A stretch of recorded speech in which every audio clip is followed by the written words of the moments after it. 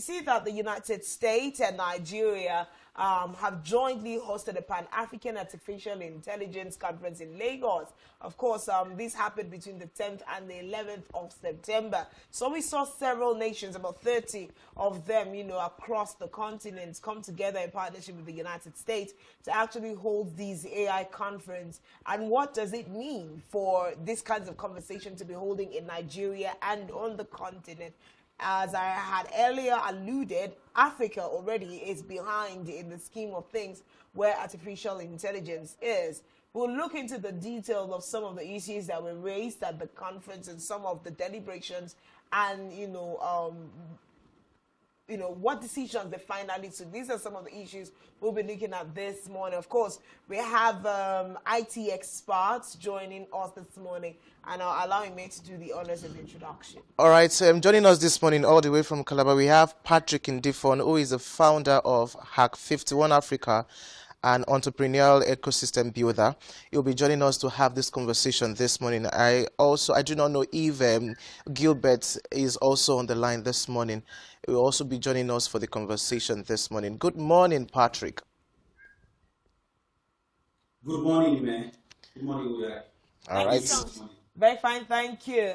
In the spirit of AI, I can see the smile on your face because tech makes you people so happy. I can't really relate. I'm one of the slow ones where tech is concerned. But how is it having this conference? Let's take your, let's have your thoughts holistically. Having this conference happening in Nigeria, what does it mean to those of you in the tech space? Well, let me first start by saying that I haven't really had the time to, look at the outcome of the conference itself. But from a general perspective, I think that the fact that we have such a significant conference in Nigeria shows that the efforts that we are making in the ecosystem, in the AI space, is being recognized. And it shows that we're making some level of progress. So it's a good thing. It's a great thing, in fact. And I really hope that more of these conferences will happen. Okay, so we are seeing that, of course, it was a partnership with the United States. And one of the things we hear about, these kinds of partnerships is that you begin to hear donations in terms of funding that will be given to, startups. And we know that we have a lot of, young adults of the continent who are interested in furthering, a career in this part. So let's first of all talk about these fundings that are generated from, the global space for Africa. I know that the natural mind will first of all quickly just want to jump on this funding. But my question would be, should Africa be sponsoring its own tech innovations as opposed to having the West and the East, doing these investments for us? Yes. So I totally agree that Africa should be funding its own innovations. It's very, very important because in as much as we want the West, to sort of like bring in their own funding and capital to drive innovation within this space. I think Africans, the owners of our own continent, we understand the technological needs that are required of our people. So for us to fund it, we will be able to direct the funds to the right projects, the right initiatives, because we understand the needs and the gaps better than the Western partners. Okay, now I would like to ask, we looking at Africa being able to have its own world. Let us look at the digital economy in Africa, in Nigeria. Do we actually have a structure that can actually sustain? There we are having people coming to invest. Do we have a structure? Do we have a system that when this investment comes into the continent and Nigeria as a whole, that this system will be able to, the support will be able to scale through? Do we have that system for digital economy in Nigeria? Yes, absolutely, we do. We do have that system. So let me first start by what the federal government is doing, particularly the Federal Ministry of Communications, Innovation and Digital Economy. I think either last year or this year, there's a comprehensive national AI strategy that's being developed. and that's done in collaboration with about 120 experts from academia. The ministry has also made available a fund for both research and development for startups who are playing in that particular space. So if there are investments that are going to come into the country for AI, I believe that one of the places those investments will be domiciled in is the ministry. And I think just recently, the ministry had announced a 100 million naira fund to support AI research and development. It's not a lot, all right?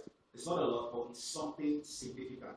And then there are also several startups within the ecosystem that are doing their best to leverage AI in spaces of agriculture, healthcare, education, and the likes. So if funds are going to come in, there are these, let's say, institutions, startups, ventures that are available to take those funds and deploy them for the implementation of artificial intelligence. Of course, there are challenges within the ecosystem, within the tech space.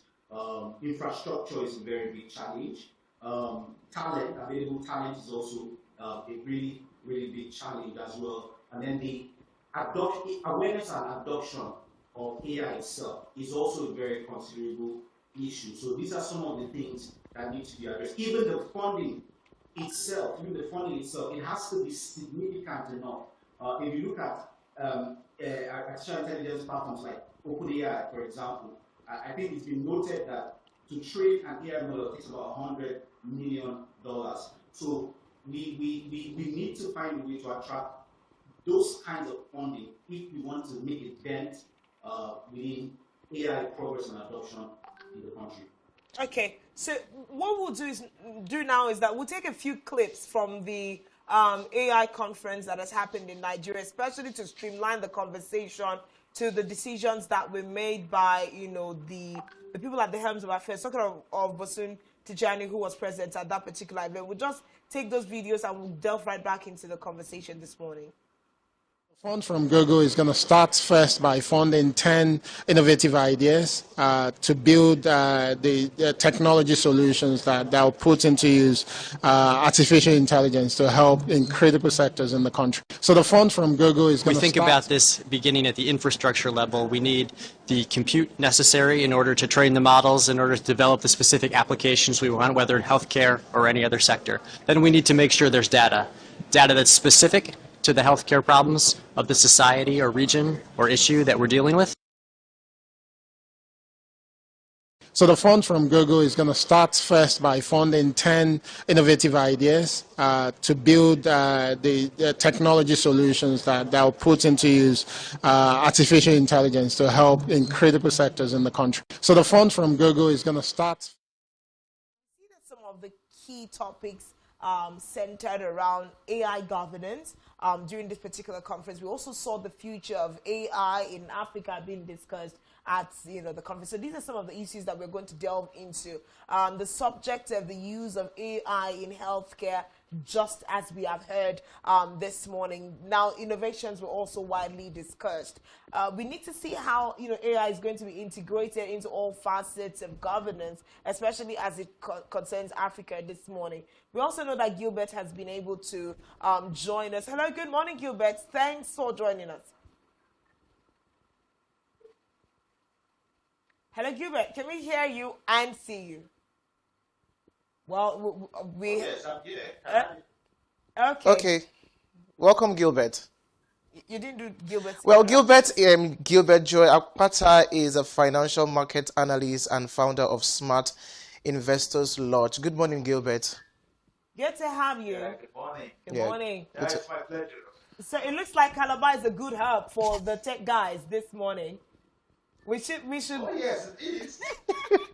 We should consider building a hub there. Okay. Oh yes, I encourage people to do this. I think the serenity of Calabar, the culture, the tourism, the calm, the peace, actually makes Calabar a tech hub. Okay. And that is why you could see techpreneurs or digitally skilled persons are doing well over here. I like It's that. a great community of persons. I like that. Okay, so let's take your thoughts about the AI conference being held in Nigeria. We've already been having our discussions with Ndifon this morning, and he has given his thoughts. And we're looking at the key specifics that were discussed. What do you think? Is this good light for us on the horizon where AI and technology is concerned? Okay, I think it's great. First of all, you look at the Nigerian digital economy. We have a population of over 218 million. And that same number, about 70%, are youth. And they have access to phones, they have access to smartphones. This actually means that our population is either an asset or it can be a liability. But then there's something about the average Nigerian youth. Like, we want to strive, we are relentless, we are disciplined, and so we have the numbers, and we want to be able to allow, AI have a significant role in accelerating our economy, coupled with the digital economy. This is actually what we want. So having this conference in Nigeria, it's a great thing, and we want Nigerians as well to understand that the digital economy has been responsible for many persons having jobs. Many persons complain right now that there are no jobs in Nigeria, but I think it's the fact that many persons are not skilled. So maybe you could study something in school that it's not really employable, but then if you take advantage of the digital economy, get digitally skilled, you actually have a skill that is in demand out there in the marketplace. Well, you're talking about digital economy. We understand that Nigeria currently is running what we will call a classical economy. We are yet to fully incorporate the digital economy. How do we move? We also understand that it's a certain amount of the youth, percentage of the youth that are involved. How do we how do we involve certain government organization, agencies into fully incorporating digital economy in the administration? Okay, first of all, the Nigerian youth, like I said, we have over 70%, we control 70% of the population. This means that the decision making or influence in decision making of Nigeria, we really need youth. That is the larger majority, and we operate a democracy, and the kind of democracy we operate is a representational democracy. So every person in government, political position, is actually there to represent us. So when we look at the fact that we are having a challenge in, letting government agency work so that we can incorporate the digital economy, I think first of all is education. Sometimes the older generation, I think they don't really understand the digital economy. Some of them are trying to play catch up. On the other hand, some of them think that they are faced with a digital resistance. We can mount a digital resistance, a revolution, and force change. So in most cases, I think our fathers, the older generation of Nigerians, they kind of rather see the internet from the digital resistance point of view. But if we are able to do large scale sensitization and also focus group discussion, like tech communities could have meetings.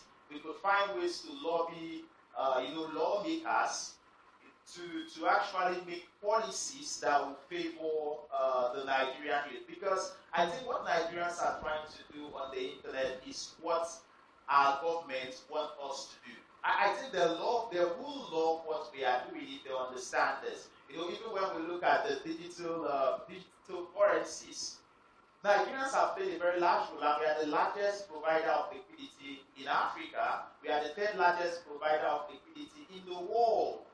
But then sometimes you see that there are policies, central bank policies, that don't go in favor of encouraging Nigerian youth that are playing in the digital currencies. Another thing we could see is right now the Security Exchange Commission, the Director General, I think he's a round peg in a round hole. He understands the digital economy. He understands that what the youth are doing, especially in fintech, is what Nigerians should be doing. He also understands that we are not just playing at local level.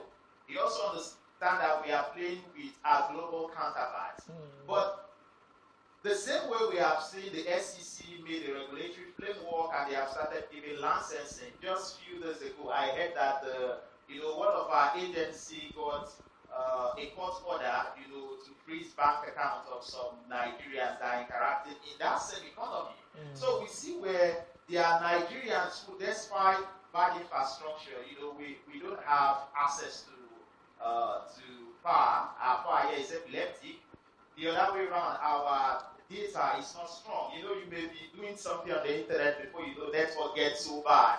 But despite these bad settings, I said one day to someone, I say, being Nigerian and being smart and tapping into the digital economy is to be bullied by God. Yeah. Because it looks like nature is fighting you, but I think Nigerians are relentless. Despite the fact that there are no infrastructure, despite the fact that we don't even have policies that encourage us. This is what I mean by policies that encourage us. Sometimes I look at first world countries like Western countries and I realize that their government look at the new technology, they look at the economy and say, look, I want our citizens to play in this economy and I want our citizens to be top global players. But we don't have such policies in Nigeria where a policy will be made and say, look, we want Nigerians to be top of the game in the world when it comes to this technology or this economy. We don't have. Rather, what we have in most cases is that policies rather come that will stifle us from competing at that international level. But regardless, this is why I say Nigerians are relentless, Nigerians are disciplined, Nigerians are smart. Regardless, we still are very visible in the global scene. Right now, freelancers, Nigerians are one of the hot cakes when it comes to freelance digital skill. There was a time it was China, and that time it was India, Pakistanis, but right now, Nigerians are top of the game when it comes to this. So I think that we need to do education and general sensitization to the Nigerian population, which 70% are youths. The next thing we need to do is, I think that the older generation, we need to have more interest group, focus group conversations with lawmakers. They need to understand that what we are doing is what they will want us to do as Nigerians. And with this, we'll be able to put Nigeria in the world map. And I don't just mean at individual level, because at individual level, when it comes to, let me say, from tech skills, whether it's graphic design, web development, blockchain, forensic, and all of that, at individual level, Nigerians are doing great. Nigerians are in demand. Okay. And even in most cases, most persons feel like, I want to work with Nigerians. And this is because we deliver. But then, we actually want government backing. We want the government to back us, and rather, they should not make policies that will stifle us.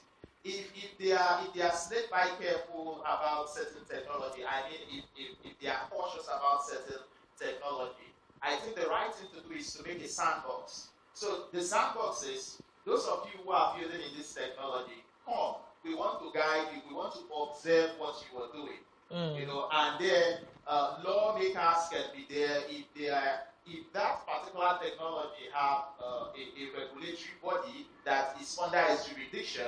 They watch within this sandbox and say, okay, this technology, we want Nigerians not to be behind the scene. We want Nigerians to be players, but at the same time, we want to make sure we understand this technology. So I think that's the approach we should use. More like sensitization is there, education, focus group discussion with lawmakers, and also have our lawmakers have interest in the economy. Very key. All right. So just to stretch the conversation on AI governance, Patrick, let me speak to you for a moment, because in the advent of, ICT and all, it's been almost 2 decades now in the country, because I remember when our generation was in secondary school, that was the beginning of, going to computer schools to learn the basics of these things. But in talking about the presence of government, Are there some specific ways you think that the government has, also tried to put their hands to support the growth of, technology in Nigeria, as it were? Oh, yes, absolutely. There has been a lot of initiatives and policies that have been put in place, and particular things I have personally looked into and very interested in myself. The previous administration of President Muhammad Buhari had, I think, they passed into the bill, the Nigerian Startup Act, into law. I think this was around 2020, 2 years ago. They had passed that into law. The purpose of that bill was to sort of like create an enabling environment for startups, for technology development. And that bill comes with a lot of benefits for startups. Unfortunately, one of the requirements for its implementation is domesticating that law in the different states in the country. And from my last research, I think just 1 or 2 states have been able to domesticate that law into their own states, so that it can be applied and leveraged by the startups within that particular space. So that's one thing that the federal government is doing. The other thing is I talked about the Nigerian AI strategy, okay, which has brought together the private sector and public sector to collaborate to drive AI adoption, all right, geared towards growth and improving lifestyles of livelihood of Nigerians in the country. So that strategy is not just about talk, it's about providing funding available for research, which has already been done. I think earlier this year, about 45 startups were funded, at least to some level, with some. By the Nigerian government? The funding was done by the Nigerian government? Yeah, particularly the Federal Ministry of Innovation and Communications and Digital Economy. So that funding was done. The ministry has been so intentional about ensuring that, look, this AI thing, we are jobbing at it full force. We're trying to leverage and take advantage of it. We understand that there are lapses within this space, but I think that one thing the administration is trying to do is, as much as possible, as best as possible, take advantage of these things. I also want to talk about something regarding the adoption within the ministry and agencies, right? So the ministry has also sort of like mandated the MDAs to try and adopt, AI in their day-to-day activities. I think this is something that was announced sometime this year. Early this year. So those efforts are being made by this administration to ensure that, look, all of these things that are required for tech to work and thrive within the ecosystem, they are in place. The talent, the infrastructure, all of that. Yeah, and we understand that some of these things might take time. There will be bottlenecks and challenges and all of that. But I think that the fact that we're actually taking these steps and we're not waiting for everything to be perfect, I think it's something. It's a positive thing. It's a good thing. So, sorry, mate. Usually, we have bills such as the ones you have referred to that were initiated by the Buhari-led administration. But we know that we have a problem of implementation. Yeah. So we may have some policies on ground, but we do not have the implementing power. Because just like, Gilbert was saying, we seem to have more policies initiated by, the federal government of Nigeria to make sure that we are not expressing and also gaining from the tech space. Because it looks like, Nigerians, especially the younger generation, they're moving their attention off looking for white-collar, wall-to-wall jobs. And everybody seems to be on a system. Now we are looking at policies on taxation, on regulation, which is also a need. But I feel the federal government of Nigeria is putting in their leg in such a way that it will stifle, the growth of the tech. So, Patrick, still take us on that, because you seem to be, very interested in the admin of Nigeria with regards to that. So, again, right, I want to refer us back to the Nigerian Startup Act, okay? And it's a really big thing. I think about only 2 countries in Africa have been able to pass such an act. And the point of the act is not necessarily to stifle innovation. The act has provisions that are meant to ensure that innovation thrives. It includes benefits, from tax benefits to credit guarantees and those sort of things, right? But the federal government has done its part. there is a responsibility at the state level to domesticate these laws, within the state instruments and that sort of thing, so that individuals at state levels can leverage these acts for their own benefits. And at the moment, one or two states, I believe Lagos and some other states, have been able to domesticate the law so that it's applicable to founders and tech talent within the state. So the federal government has done its part to ensure that this law is in place. It's now left for government at the state level to domesticate it. And that's why one of the things I'm doing in Cross River State is to interface with persons in government to see how they can push for these laws to be domesticated, such that founders and startups can take advantage of it. Okay. All right. Now, the next question I'm going to ask, I'll be asking Gilbert, because you made mention of education, which is very key in making sure that we make use of, we utilize the digital economy very well. Nigerians were really used to, when something comes up, we are, thrown into it. Now, the AI is something that is in place. I would like you to, give detailed information about the place of AI in education in Nigeria. It looks like, do we need to start from the basic? Do we need to involve secondary schools? Do we need to involve primary schools and universities to make sure that we are well grounded and we have the basic knowledge of using AI, so it will not just be a certain set of people that, that are just finding their way? Do we need to find a structure when it comes to educating Nigerians on the right application of AI? Okay, when we're looking at structure and a structure that will last, I think it has to start from the family. Amazing. I remember then when the computer came, there were many persons who were typewriters then who they said, hey, you have to learn how to use the computer, because the computer is going to phase out the typewriter. And why? Those days there were clerks. What we have right now more like receptionists. There were the persons who did in almost every office. You have somebody there, using the typewriter. But there were many persons who were slow to change. And so once computer came, it took away jobs of many persons. Right now, AI is here. How can we look, from family level and decide, look, each person in our family needs to understand that there's an artificial intelligence here, which sometimes I think is a shit code, because imagine you're somebody who is smart and you work hard, relentlessly at night to study, gather so many information, so you be a different person and stand out. But with AI, somebody who is not as smart as you can leverage that artificial intelligence to have the same output of what you've done. So we need to start from family level.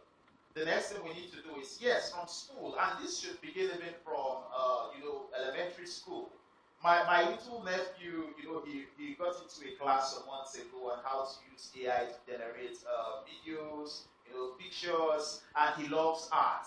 So this is where AI, for what is happening with my nephew, he's already getting educated about AI from the household. The next thing is, I think schools should be part of curriculum. From elementary schools, secondary school, even to tertiary institutional level. And I think there's nothing wrong if there are focus groups, clubs, even from, those days we used to have JET Club, which was meant for science students.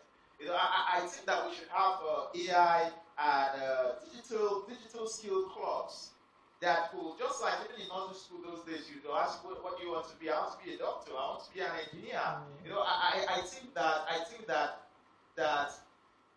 the young kids of Nigerians need to start understanding that there are lots of digital skills, and when they start learning this early, this is why you could see most time where you could, like the founder of Ethereum, for example, he was about 16 years old when he built one of the biggest decentralized software in the world. At about 18, he was already a billionaire in dollars. This is what I mean. If kids who are very inquisitive get introduced to this technology. As kids, we want to play. Those days, it was about games. Games. We just want to play games, and we love that adventure. We should introduce them, get them educated. They should start playing around with this software, And then one thing that I know is that it's not something that we should leave to the government. The government never built any nation. The truth, government never built any nation. I believe that the two persons who build the nation, ones are soldiers who protect the territorial integrity of nations. The next set of persons are entrepreneurs and then educators who go in for outreach. What we will need from the government is policies. We want policies that will encourage us. We want policies that will make this strive. That's actually my take about it. We should go back from family level, which is the basic structure of a community and then a nation, and then our school system as well. So one of the follow-up question I like to ask with that is, sometimes we have these conversations. How can we get the government to buy in on this integration? I know that you've made it a sole responsibility of the family first. But okay, even at that, how can we get families to buy in and also the government to buy into integrating this into our curriculum? Because, I mean, there's a lot of things we need to do away with with regards to education. So how can we get that buy-in? Okay, I think first of all, let me talk about getting government. I think Mr. Patrick is very involved in, trying to get the government to understand what's happening. I think he has that interest more than I do. I'm more interested in businesses, integrating and taking advantage of the digital economy, for products and services, and then integrate, the fintech ecosystem, into what they do. But then I am also very, very interested in families, and this is because there's something about wealth building. Wealth is owned by families, and so I know that when it comes to skill and knowledge, it has to be something that is passed down from families to the next family. So how can we get this to work? First of all, I want to be very practical about this. I realize that what makes Nigerians get involved on a trend, what makes Nigerians get involved on a thing is when it becomes a trend. What people are doing? You just see people tapping on the screen of their phone. You'll be like, what's going on? And then you join. The next thing is Nigerians love speculation. And the next thing I realize is there's nothing wrong in that, because wherever value is, speculators will always get there.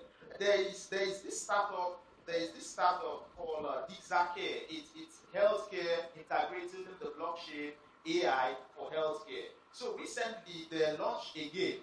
So what happens is that while you are there, you could play games, health games. And while you play these health games, you earn points. And these points can be converted into, some assets. So I think what that healthcare entrepreneur is doing is great. There should be a kind of approach incentivization we could use, to encourage kids at home, because if they understand that, look, this is a game, you could earn and you get educated at the same time. We will try. And that position where you become an enthusiast, a never-ending enthusiast about the thing. And I think that is what everybody who have gained mastery in anything always get to. Do we have strong innovators in Nigeria? What I mean by that, people who are creating these platforms, apart from just all of us going to Play Store and downloading the one that was done in China, Tokyo, wherever. Do we have Nigerians developing these apps for Nigeria and for Africa? Okay, Patrick has a broad smile on his face. Yeah, I think I will come to Patrick, because that elicited a lot of joy. But just join that together. Let's talk about the concerns of data protection and the challenges of AI application, because that's something we really need to look at. Everything has pros and cons.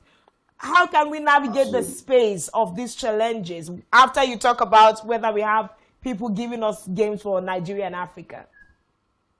Oh, so when it really comes to innovation within the space, particularly in AI, I think that we have a very big talent gap within that space, all right? And so people are not exactly, their awareness is low, their adoption is also low as well. So you don't have a lot of people getting into that space and to the level where they'll be able to create the kind of innovative solutions that we are looking for. And what's really important for our space is there's a lot of problems in Nigeria, right? There's a lot. And we need people that can address those problems, head on. right? Not vague issues, but real problems that can improve the livelihoods of Nigerians. And we don't have innovators within those spaces, all right? But, there are a lot of programs that certain individuals are doing, even the federal government. One of them is the 3 million technical talent that's trying to boost the development of AI talent within the space. So those are some of the initiatives that are currently ongoing. And that is premised on the fact that talent is just not there. It's just not available. So I'd like to segue into the challenges, around data issue, privacy, and all of these things. These are very great concerns. Let's even roll back. AI itself is heavily dependent on data. All right, it requires data to be able to available data. Available data, but there's a very big issue with the quality of the availability of that data, one, and the quality of data, within the Nigerian ecosystem. Very few companies gather data in large amounts, right? I think, but that's changing. Recently, we're having several startups that are emerging on the scene, and they're doing the work of ensuring that, look, there's available data, and that data is quality enough, So there's being made in that direction. Okay. Then, second, okay, are you trying to say something? No, just complete your thought there. Oh, okay. And then when it comes to the data integrity, privacy, and all of those things, there are policies in place.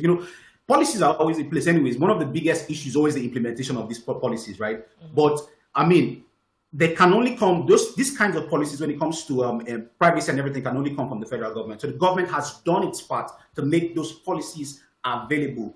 The main thing here is in the enforcement, implementation and enforcement of those policies when, companies default or whatever and all of that. There are a lot of issues with data privacy and data protection and all of that. We've seen it from fintech frauds that have happened in the past and all of that. So these are still areas where a lot of development is needed in terms of enforcement. But drafting policy is not so hard, right? Enforcing it, implementing it, that's the real cocoa. That's the real deal. Okay, Patrick, still on the challenges that we are going to be facing with AI. One of the things that, how do we strike a balance between creativity now and AI application? Because you realize that with AI in place, a lot of people the dependency is strong. You ask somebody to do something and the next thing it rushes to AI, the level of creativity is lower. How do we balance that? Mm-hmm.